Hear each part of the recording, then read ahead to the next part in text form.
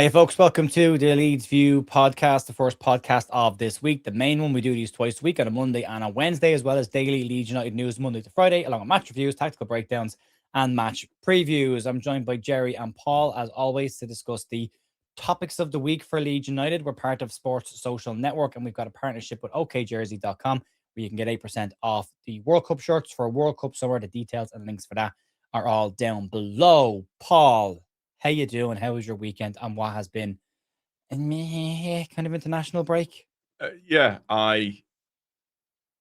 First off, commiserations to Ireland. That was gutting. When I saw Troy Parrott score the penalty, I thought, here we go. We're going to be, obviously, I have my allegiances from family ties and everything. Yeah. What was really nice to see was the way that the fans conducted themselves. I think as well was lovely to see. Really, really nice. And people just don't understand Bielsa and our attachment to him in any way, shape, or form. They don't get it. I don't think they ever will in any way, shape, or form. They don't understand what he did for us as a club, what he did for us as a city, and how he basically brought us back from the dead. And people don't get that. And people go, "Oh, it's embarrassing." It's like, well, no, it's not, because you don't understand what this gentleman actually means for us. And you only need to look at the young chap in the wheelchair and how excited Bielsa was to see him properly and to give him a hug and to shake his hand. And he took time with him. And you saw him with all the Leeds fans in front of the Uruguay coach, and he was waving at everybody. And, a lot of people say, and I'm one of them, I would say that we were lucky to have that moment in time with him. But knowing the man, he would turn around and say that he was lucky to have us. Yeah. So that was the real nice thing for me. But other than that, yeah, it's international break, isn't it? It's, you just kind of, people giving DCL a load of crap for missing the sitter, but whatever. I thought he played all right.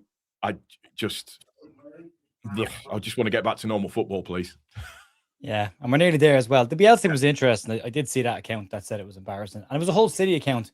And then I saw somebody else tweet, it might have actually been Johnny Brown, who retweeted it with a video of the Bielsa side absolutely passing Hull City off the pitch. And it's like, yeah, I'd be upset as well if I was a Hull City fan. So, yeah, they don't get it. I mean, he took a side that was 15th place in the Championship and stuck there for several years with the same amount of players and got that team promoted to the Premier League. So, yeah, they'll never understand. Until it happens to them, they'll never get it.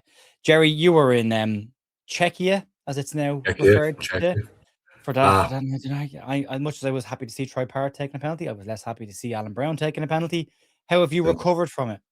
Oh, sorry, I was just moving around there. The dog just decided to come in, and I was just saying to you, it was one of the best trips I've been on with Ireland. I've been on a few, and just the atmosphere.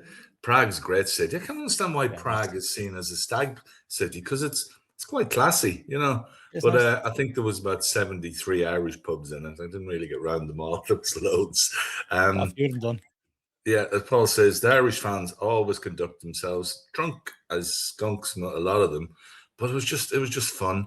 And every few seconds, someone was sticking a microphone under your chin. And you know me, I'm a bit shy, so I try not to do that. and Insert. God, we won the game twice. Yeah, we won the game twice. 2-0 up. Ryan Manning does the maddest thing you'll ever see. It was like, I just thought, Willie Nonto against Liverpool, going nowhere, takes the legs from him, and he pulls his shirt, and it's a penalty, and it gets them back in. And even then, they were a very poor team, Czechia. They really were. And 2-2, and then to be 1-up on the penalties, and then just to lose it like that. There was a few sad faces. It was such a high in Budapest, such a low there. As I was saying to you, there's a game tomorrow night. The two losers play, us against North Macedonia in Dublin. And I'm not going. I can't face it. I've been to lots of games. I think I have enough games under my belt to be able to say that. But yeah, it was great atmosphere. Met loads. We were with Ian Hart. What a nice guy Ian Hart is. He's great lad. Good. Just one of the lads. You didn't. I mean, I was there and I showed him my Leeds socks, and I tried not to be sycophantic, but I was for a bit. But after a while, we were just having the crack. Bumped into Dermot Gallagher, told him he was wrong about the Gabby Goodmanson. I heard a few rumours about Leeds interested in goalkeepers.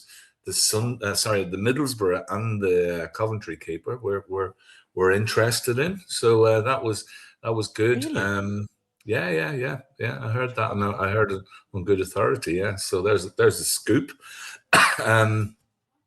Yeah, great trip. Got back Friday night. Must admit, didn't see the England game. Not really. It sounded like it was a drudge, like a lot of these friendlies are. And over the weekend, there was no sport to watch. Formula One, rugby. So I just caught up on jobs and reintroduced myself to family and stuff. And I said I didn't say I was going to Dublin, so I didn't say I wasn't going to go to Dublin. So it's a force of nature. The next trip is Kosovo. That's where we'll be going. Nice. Possibly Spain in between. We don't know, but Kosovo next September. Kosovo, Austria, and the little matter of where we're going to play Israel. That's another whole other podcast. But different day, different topic. Yeah, good day. But I'm ready to get back to Leeds and keeping an eye. I mean, hope Calvert-Lewin's not injured. I think he's okay. He's back in training. Yeah. I think that might be in his chance. I heard that he missed a good chance, and that might have been his chance. But he doesn't want to be mixing with the likes of that Rice fella, isn't it? All the Arsenal players. I'm worried about Arsenal. All of them. 12 injury crisis. Surely they'll call the game off. I can't believe it. For the weekend. I know. Imagine I know. So 12 players. But did you see that? The clip of the guy a couple of years ago who came back from an injury and he was on the sideline coming off the bench and he ran onto the pitch and he turned. And the second he turned, he did his name walk straight back off the pitch. And the headline was every Arsenal player on international duty. Yeah. That was it. I hope Sammy Schmodix is all right. He was taken out, not even a book, and he was unconscious, and he might have been one of our penalty takers if it hadn't been Alan Brown. Our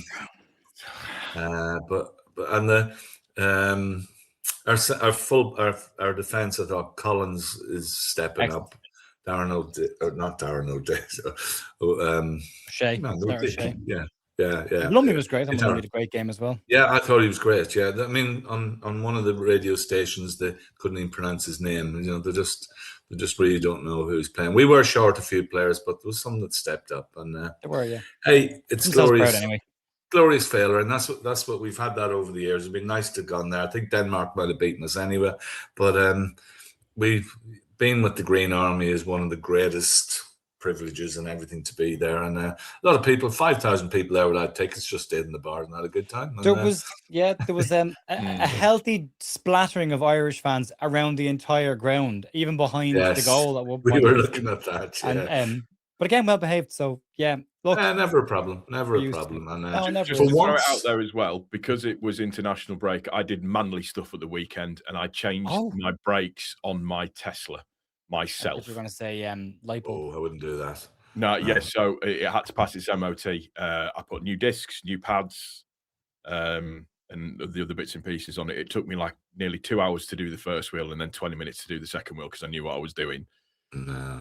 But it passed its MOT, so I felt very manly. I know the water was in the washers. When I was coming from the airport on Friday night, I looked. Diesel was 179. I thought, whoa, it must be coming down a bit.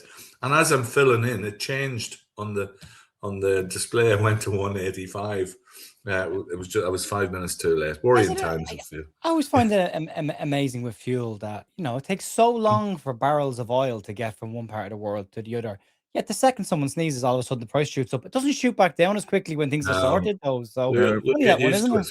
We'll get used to it, and then they'll be forgotten about. That's what it is. So, folks, there's your worldwide update from the Leeds View podcast. Yes, and I have no complaints. The place was lovely. Maybe Ryanair, but other than that, their seats are so hard. Backside sitting in the seats. Yeah, it was really hard, but. No, other than that. You're lucky to have a seat on a Ryanair flight, Gerry. Let's be honest about it. Manchester Airport, what a dump. What a dump at Manchester Airport. Real dump. Yeah. I don't know what they're doing to it, but it's bad. Yeah.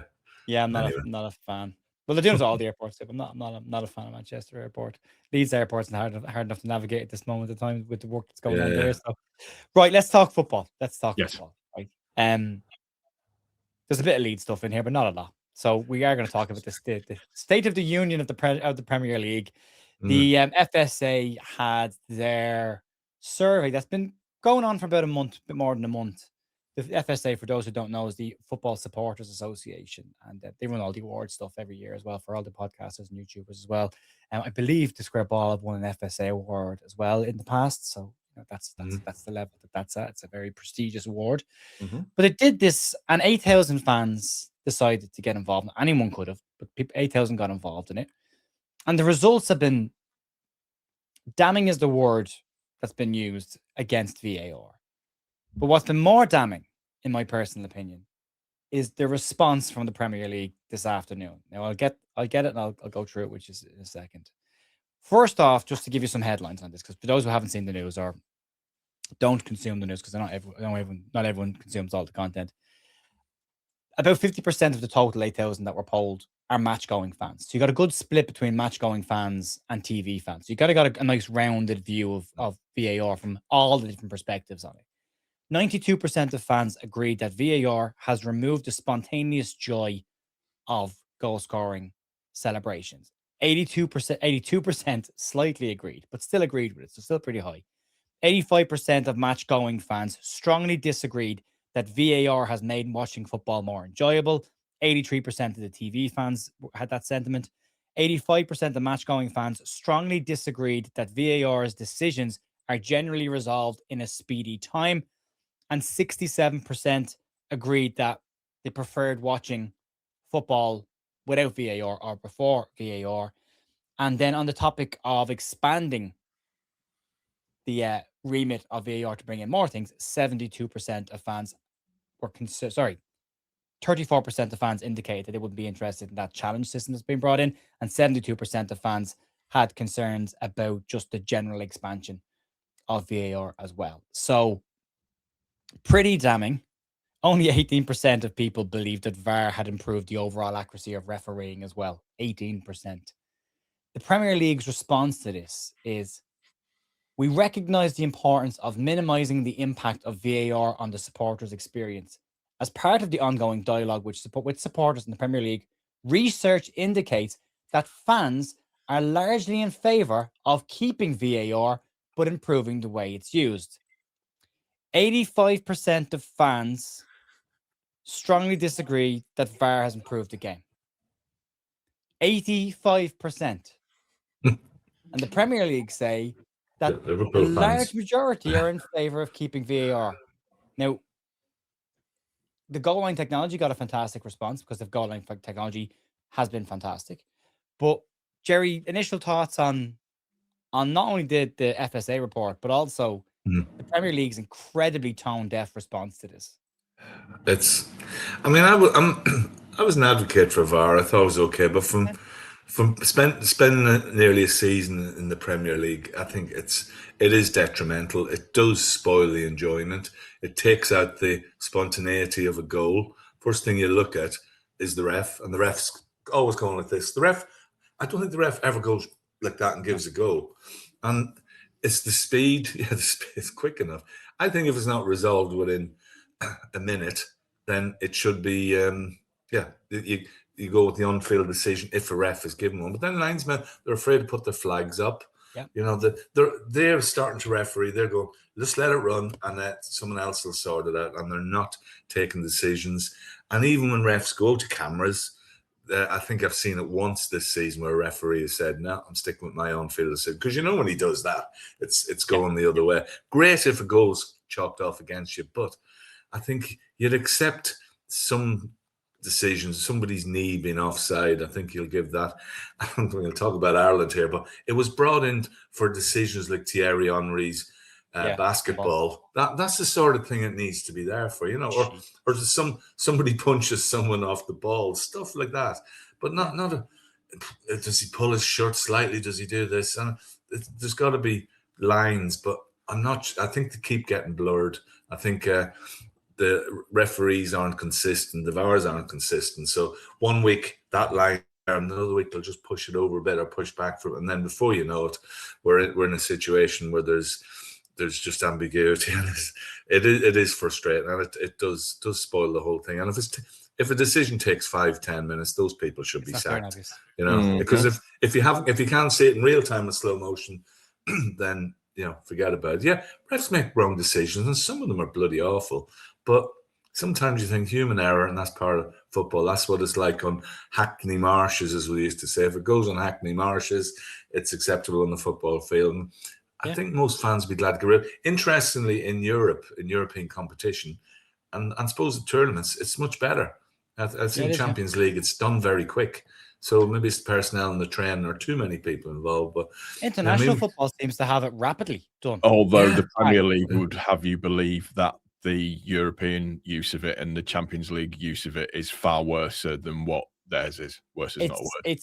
It's faster than the European top 5 leagues, not in the Champions League, and it's definitely not faster than what we've seen in UEFA and FIFA international competitions, because they're just bang done.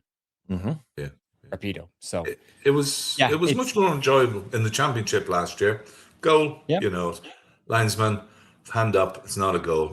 Straight away. But you do jump around when you score, but with that tinge, I'm looking at the ref. Oh yeah. And he's always checking. They're not to check all the goals. It's one of the remits was we don't replay the game or re-ref the game. And they are, and then they're missing stuff as well. They're missing a lot of stuff. I mean, we've seen Brandon Johnson down at Crystal Palace. Surely someone in VAR. That's when the tribune men say, "That's his third bad tackle. He needs another yellow," and stuff like that. And would do better. Fairness. It's not always going to be 100% fair, but if you're going to bring something in that affects decision, don't make worse decisions or make more up in the air, because that's why fans are a bit annoyed, and it's not good. It's not good. But as I say, Championship was so much better, and not to want to go back there. That's a valid point, because again, the Premier League statement that fans are largely in favour. 67% of fans agreed they preferred watching football without VAR, and that goes back to did they break that down between TV and in the ground? I probably did. I've only got a total one here, but I can get the full one up here in a second. It's about half and half. Is it really? I thought it'd be higher with people watching on TV, but yeah. Well, Paul, one of the big things with this, Paul, is, and this is Gerry said about ambiguity, but it's consistently inconsistent. Yeah, and that's the biggest issue. That a handball this week isn't a handball next week, or the one that Leeds got given against Manchester City when his arm is out like that. Well, he's not looking at the ball, so it's not a penalty.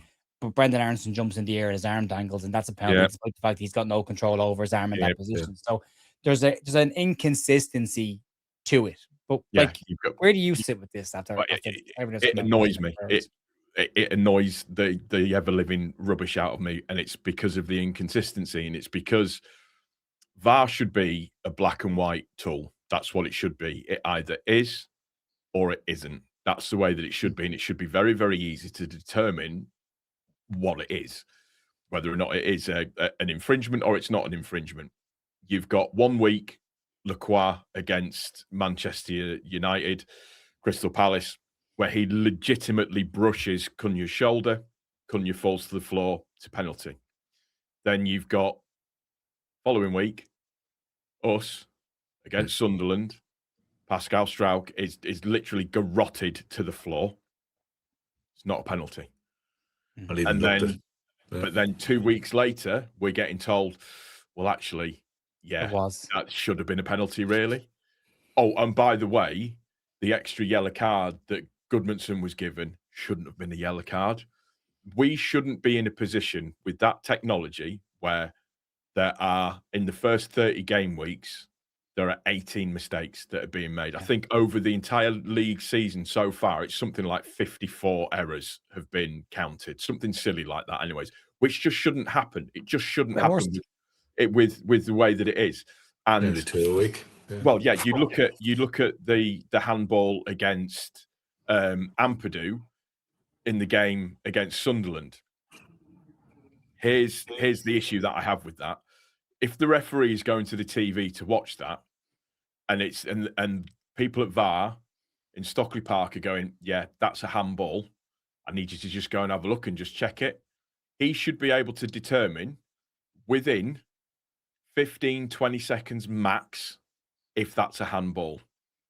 It shouldn't take 6 minutes and 500,000 replays and different varying speeds for him to then to come to the decision that it's a handball. If it takes, for me, and this is something that I think that they should bring in, if it takes longer than 30 seconds for the referee to make the decision, yes, it is, or no, it isn't. I'm not just talking about handballs. I'm talking about everything. A red card challenge, or this or that, and the other. It's not clear and obvious. It's not clear and obvious. There's too much ambiguity. You've got, and I'm going over my video that's coming out tomorrow. But that 0.5 speed. Yeah, but you've got 4 people in essence, because there's 3 people at Stockley Park plus the referee that are all looking at this thing, and they're, what do you think? Do you think it's this? Well, I think it's that. Well, I think it's. So it then stops being black and white. It then becomes the interpretation. It's decision by committee. Yes, which is wrong. Which is the worst way to do decisions. Yeah. Just let AI make the decision. Well, you're at that point. What's on the screen there, Paul has got a video coming out about this. Keep an eye on Paul's channel as well for that video coming out around this topic as well. But you can see by this, and again, going back to the Premier League statement, that's the statement the question was asked, and then whether you strongly agree, somewhat agree, disagree, blah, blah, blah, right? Makes watching football more enjoyable. Strongly disagree. Like, there's the agree, somewhat agree that it's made it more enjoyable. That's how small fans think it's better. Match going experience is better. Vast majority say it's not. Vast majority say it's not. Time taken over decisions has gotten shorter. Vast majority believe it's not. Just some slightly more think, yeah, possibly has. Improved accuracy of referee decisions, well over 50%. Believe it's got worse. And then removed spontaneous joy of goal celebrations. Huge amount agree with that statement. Yeah. Vast majority of people. And then to come out and say, well, actually, we believe the fans are actually okay with this. I'm sorry, but the data says they're not. Otherwise. Yeah. A lot of dark blue there. It's just, I just find it incredibly tone deaf. But it'll rumble on again. It'll be another conversation. But again, to Gerry's point there as well, they want to bring in second yellow card reviews. I wouldn't trust them to review a car parking space, let alone review a second one. I just wouldn't let them near it at this point. Oh, Well, that is one of the new rules that's coming in as well. Yeah, they're trying it in the World Cup. Yeah, and corners as well. So yeah, and also you've got 10 seconds to get off the pitch when you've been substituted. Yeah. Let's see how long like, how many corners have you seen given against the goalkeeper time wasting this season? Correct. You know, these great ideas, but they just fade. One player to speak to the ref. Yeah, that works, doesn't it? That was gone after 2 weeks. Yeah, but somebody said in the comments today, and they're right. The issue isn't VAR. The issue isn't technology. The issue is the people who use it and add their own interpretation to it. That's where it falls. Then people. Well, you look at Hawkeye for tennis as a review system. So a player can review it. You're looking at probably 30 seconds max for that decision to be made, and it's a black and white decision. It's either in or it's out. And I get that. That's why people aren't against the goal line technology, because it's a black and white decision. It is great. Or it isn't. That works fantastic. No interpretation. Yeah. When it comes to other decisions, you're looking at interpretation, and that's where it falls down massively. And that's where, as you said, Gerry, the inconsistency of every single week. 1 week it is, 1 week it isn't. 1 week it is, and it's just like, well, what do we do here, boys? This was supposed to remove human error, but the problem is it's being reviewed by humans, and it just adds different. It's not a better human error or a worse human error. It's still human error. It's just a different set of circumstances. It's more humans. Yeah. Yeah. What do you think? Doesn't matter what I think. What is it? Is it or isn't it? Is it black? And they have to find clear defining reasons of it. Like, what constitutes a handball? Let's get back to a handball used to be a motion of hand to ball below the sleeve of the shirt, right? Shirt sleeve, there you go. Anything below that, if there was a gesture of the hand towards the ball, or it was in a deliberately unnatural position, penalty. Outside of that, not a penalty, not a handball, right? But we're so far away. We've seen a lot of these referees this season just refereeing, and they're not very good. You know, I know it's a tough job and everything, but it's been poor. The standard has been some of the poorest I've seen, if all. Yeah, really more bad. errors this year in the Premier League than any other year for the last 10 years. That's what all the technology and the referees have had more errors this year. And if you look at, and you're dead right, Gerry, when you look at the FA Cup before VAR comes into it, you get to see how good these referees are. And we saw it against Birmingham City just how much they miss now because there isn't somebody in their ear telling them, go back and look at that. Yeah. So, right, we move on from that one because it's just going to wind me up more. I'm on the soapbox. Let's talk about the relegation race in the Premier League. So there's been a flick, I suppose, of the meter in a direction to see if something can change. All the talk around the town now is that Tottenham Hotspur look like they're going to appoint Roberto De Zerbi. Apparently, he has agreed to come into the club on a 5-year deal. That's mad. I have suspicions about this, but I'm going to talk about the character of the man in a minute. But a 5-year deal. And they've got 4 away games in their last 7, which possibly is a good thing if you're Spurs, given their home record. But he's no doubt he's a good coach, Gerry. He's a very good manager. He's got a track record of being good. Has got issues that might upset a few people. From what I've heard today from listening around the place, Spurs fans don't want him. They're not happy with this appointment. They would have rather somebody who knew the club. They all want Pochettino, which to go on radio stations, by the way. I think we can get Pochettino. He's managing the USA in a World Cup year. He isn't going to forget about it. So it's De Zerbi going to go in. What are your thoughts on that? And do you think it helps Spurs in their current situation? And we are going to do prediction videos for the two boys, as well as all the other content creators. That'll be out on Wednesday night. We'll record it today. We'll have it out Wednesday night. You can keep an eye on that. What do you think? Well, I think if they're going to give him a 5-year contract, as I said, 5-year contract they're talking about giving him, whereas 3 weeks ago they weren't going to bother. I think De Zerbi, he did well at Brighton, and I think when he's abroad he did well. And from listening to what's been said, he always falls out with people in the end. Yeah. I think he wants a lot of control, and somewhere like Spurs, he's not going to get the control on signing players. From a Leeds point of view, I'm pessimist. You think, oh, this is it. This is the manager Bance, but this is their second manager. I mean, Tudor was he was one of the. I think Mary Tudor was the only one Tudor that lasted less than him. I saw somewhere, and there's a few. Yeah, Henry VIII would have had him. Yeah. He would have had him. A bit of history there. I just worried he's going to get the bounce, but then again, what's he going to get out of this Spurs team? Half of them want away anyway. Half of them are thinking, I'm not here next year. So you just hope that's the case. But why would you give someone a 5-year contract at this stage of the season? Why would he want to risk his reputation as well? He doesn't want a relegation on his CV. Obviously, yeah. Do you think? I don't know. I think yes, yeah. Money. And yeah, in 5 years, he'd be gone. He could be gone the end of the season. He'd fall out with everybody. He's gone. Yeah. Being cynical. So I don't want him to get new manager bounce. I thought they would go for a Sean Dyche. That was mentioned. Yeah. Maybe don't rule it out. Yeah. I mean, the Harry thing is hilarious. Although Roy Hodgson's back, so who knows? Bristol City, yeah. There's room for everyone, but it's that desperation. It's when our desperation, we get Big Sam in and everybody else. And if you're on your 3rd manager and like Forest, you're on your 4th, that doesn't always end well. So I just hope they continue. Away to Sunderland, I think, is the next game. That's a tricky one. And I think if he gets off to a good start, I think Spurs will get a bit of momentum. If it doesn't, assuming he takes the job, of course. If it doesn't, then the hackles will be up again with the Spurs fans, and proves rightly so, because they are.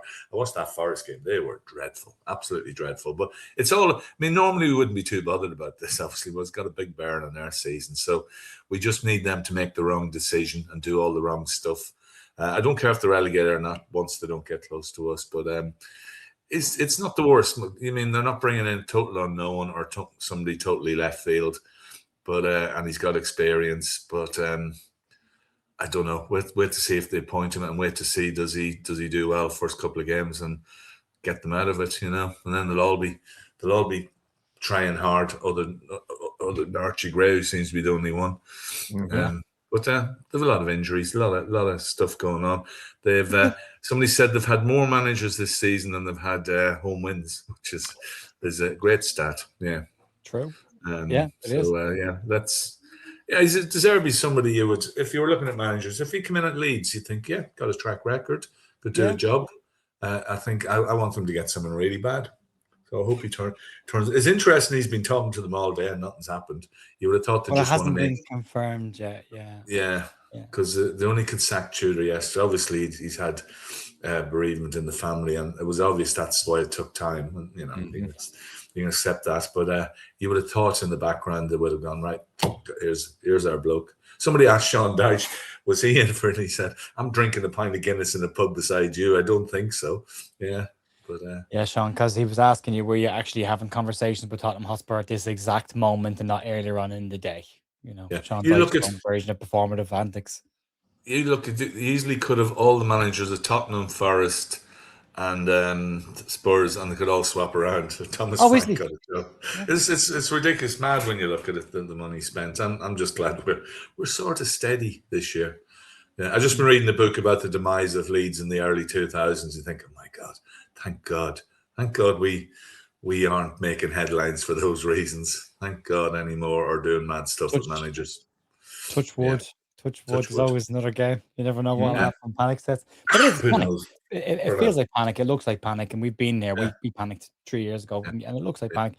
Paul, I'm going to rattle off a couple of things and then I want to get your take on it, right? So I'm making notes about this today. I'm listening to people talking about it. Spurs fans not happy about it. His style of football is to play out from the back. That will leave them open. His sides tend to play very open. So that will leave them susceptible, right? They need an arm around the shoulder, other people have said. He's not an arm around the shoulder manager. He's similar to Shooter. He's a bullet up the arse kind of coach, right? So you've got that. He's known as an authoritarian coach. It's his way. End of story. He's even had threatened players with get your agent on the phone, get out of the club, right? So he's done that with players. Does he have the right amount of time to implement his style? He falls out with owners. He falls out with players. This is my cynicism kicking in full time. He didn't want this job a couple of weeks ago on a short-term deal, but he's taken a 5-year deal. He's never stayed anywhere more than 3 years. He's taken a 5-year deal, which tells me that he is insulating himself against relegation. So if they do go down, he's got his money. And that's what he's getting. You know, maybe the fact that he was involved with Marseille makes me a little more cynical about the kind of character of the person as well. So there's that element to it as well. Tim Sherwood kept saying he likes him, right? But at the same time was saying he's got very little time. They need a safe pair of hands. He's not a safe pair of hands, is what Tim Sherwood said. Now, obviously, Tim Sherwood was working for the job as well. He'll need time to adjust, but will he adjust? Will he adjust his style to fit this? He's a stubborn man. He's hard to deal with. Simon Jordan said, does he create things? Yeah, he creates chaos with the club and with people. Yes, he's a capable manager, but the players are responsible for this. Will they react to him? Is he capable are the players capable of rising to it? Is he capable of resetting them? And can they cope with adversity? That's everything that's been said about him today, the last few hours. I would have been like Gerry. I would have said, yeah, Zerbi probably a good appointment. I mean, I'd look at their fixtures and I was dreading them getting Zerbi because I would think, yeah, he'll get 2 or 3 wins there and that'll be enough to keep them up. So listening to all of this today, I'm like, is this the right guy after Shooter, considering what Shooter was like? At the start of the season, he would have been, for me, a good option for them. I think that's what they needed. They needed somebody that was going to properly whip them into shape a little bit because that's what they needed. You know, for too long now, 2 seasons running, they've been down near the bottom. And at some point, the players need to start looking at themselves and taking a bit of responsibility for the situation that they're in. You can't keep chucking managers at it because it's not a manager problem for me. It's a player problem. That's the situation that you've got. You've got players, as Gerry said, that are working to get moves away from the team as well. Probably the only player that would be up for a relegation fight would be Richarlison out of all of them. That's playing season. there. He's having a decent season, scoring goals, and he's putting himself about a little bit. Now, the issue that you've got is similar to the Tudor issue when they came in, because Tudor had that reputation for being hard-nosed, hard-line taskmaster. And the problem is for a quick turnaround period or for something for the final 7 games of the season, it's going to take, I would say, De Zerbi, unless he does something absolutely miraculous within the first week, if he takes the role, it's going to take De Zerbi potentially 2 weeks just to instill It's the A little. Zerbi. You keep Zerbi. I'm keep going to saying call him the Zebri. Zebri. I just keep seeing a zebra in my head every time I you say know. Yeah, Zebri. It's just him and Zerbi. a zebra in his bird shirt. Sorry. Zerbi. The bearded chin strap is what I'm actually going to call him. So it might take him a couple of weeks to get his ideas in, 2 or 3 weeks to get his ideas in properly. Yeah. And they could be out of touch by that point. And that could be a seriously, seriously bad problem. And now when you look at it, like you said, is he insulating himself with this 5-year deal from the money side of things? The cynic in me is saying that he's working himself out an exit clause. Absolutely. If they go down, because he will not. Or he's ever come in. He will not manage in the Championship. So he'll be I think that's what he's working himself on at the moment. What the Spurs players need to ask themselves is are they up for the fight of relegation? That's what they need to ask themselves. We've had this conversation before. West Ham, even though they've done very, very well over the past few weeks, they're still third from bottom, but they have players who are okay up for the fight. Nottingham Forest, there's 2 or 3 players that are within that are up for players that are up for the fight. Yeah. I think confidently I can say that there are Leeds players that are up for the fight. Agree. I look at the Spurs team and bar Richarlison and Gray, I can't really think of anybody that's up for the big, big challenge of that. So unless if he does come in, De Zerbi can do something. De Zerbi, sorry. Chin strap. The chinless strap, whatever it is. Good hair comment. I'll be naming Stack. I can't do it either. It's good hair comments. I know, I'm tired. I can say hair comments. I'm bald, so I can take the piss out of anybody. Up there with Keith Curl and his frizzy, whatever it was. I know. I've got more hair on my arse cheeks than I have on my head. Let's leave it at that one, shall we? There's a nice image for everybody that's listening on the audio. Bad hair days, Paul. If this makes it to the audio and video. So yeah. Where was I? Spurs. It just depends if it can. If it can. No, it is. Yeah, I have to comb it backwards just to make up for the stuff at the back of the head. That's another thing. When you get to the age of 40, why doesn't anybody tell you about nasal hair? And the fact that mine's ridiculous. My nose whistles. It never used to. And ears. What's that about? Yeah. I don't know. When did they suddenly decide to be grey? You assume that with evolution, your body knows what it's doing. And by producing more hair for your nose and your ears, it's somehow getting you ready for something at some point in your life. But then you die and you never find out. Oh, no, it's ridiculous.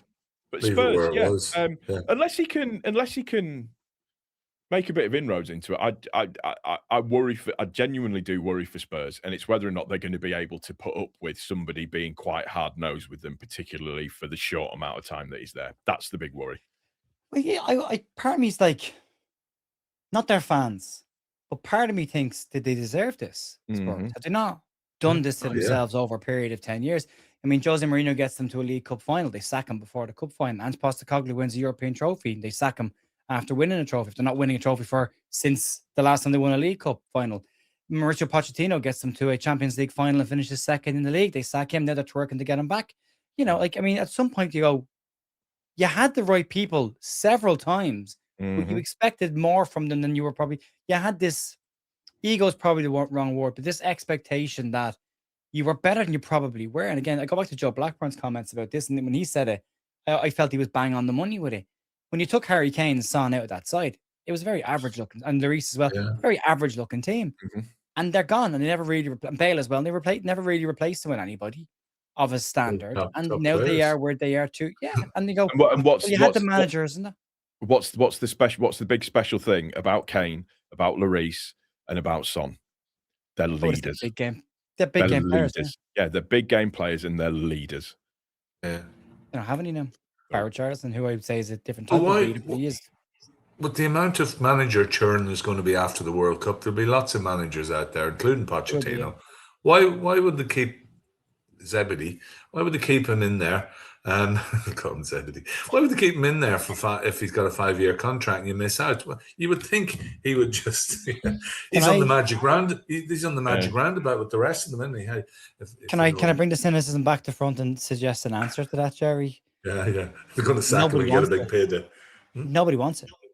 Yeah, Nobody wants that job. Nobody wants to be responsible for relegation. And he's like, I'll take it, but you give me a 5-year deal because I want insulation. Yeah, he'll happily take it. But as a club, they should be thinking, well, just get someone until the end of the season, which they did with Tudor. But someone will, just a firefighter of some sort, who just needs to give the player confidence and everything. Not someone who's coming in and trying to build a team and play.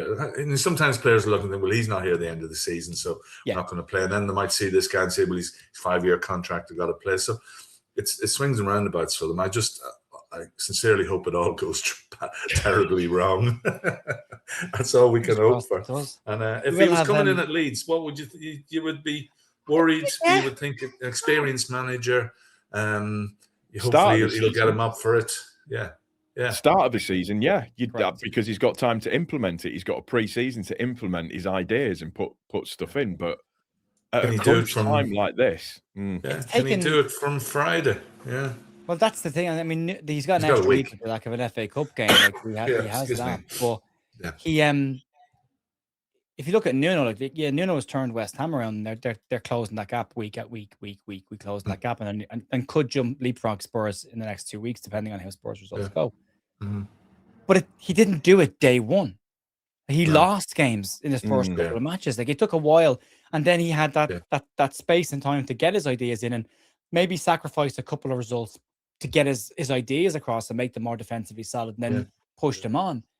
He has 7 games, and in his first 3, there's 2 away, and probably worse than that, their home record is diabolical. And his first home game is against his old side, Brighton, who, by the way, when he as good a stuff as he did do there, apparently Huzel has got a better win percentage than the Zerbi had when he was there. He has them coming, and he left them on bad terms as well. He tried to throw their recruitment team under the bus when he on the way out the door, so he fell out with them as well. So he has to deal with their fans then on that as well. So in his first 3 games, he's got his back against the wall. And then maybe he's the right kind of guy in terms of, he's a firefighter manager. Maybe he can do better with his back against the wall. But you're only probably as strong as the soldiers you've got in front of you as a leader. And if they're weak as piss, then you've got a problem. And I think people have said for a long time, and I've said it for a couple of years, I've always thought the issue with Tottenham Hotspur was the dressing room mentality, and that it's just carried on from group to group to group to group, and it's never been broken. This will break it to go down, but you'd wonder, does he have enough of an impact to get them a couple of wins between now and the end of the season? I don't know. Hope not. I hope not.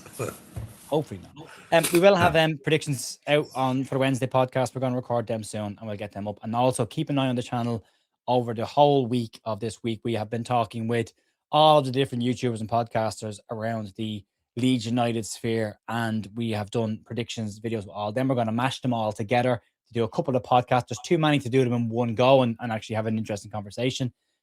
But it is an interesting conversation because they've not all predicted the same thing, and some of them, and I've asked everyone, and I'll ask the 2 guys when we do it with these as well, what does your gut say before we go through a fixture by fixture? And then by the end of it, does your logic correct your gut?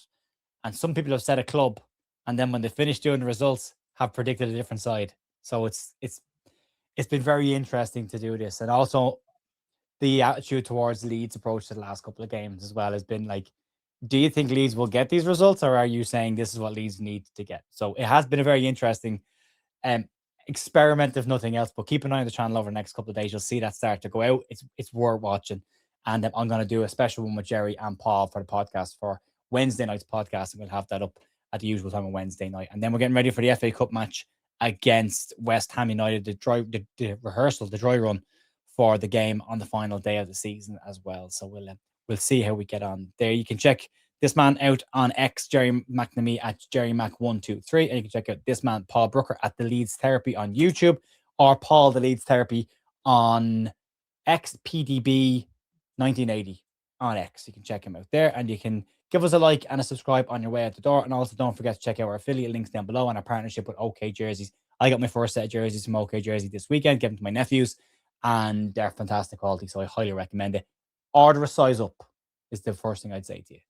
They do size small, so one size up, perfect. I'm normally large, I got an extra large. It's fantastic. So yeah, check it out. Want it? Sorry. Enough X's, for mine then. Yeah. Yeah. Yeah. We both got colds. I've got a cold. I was Terrible. freezing. Big bone. Sorry. Can't shake it off. There we go. Right, we'll wrap it there. I will talk to you all soon. Enjoy the rest of your day. See you later. Bye. See you, bye. See you.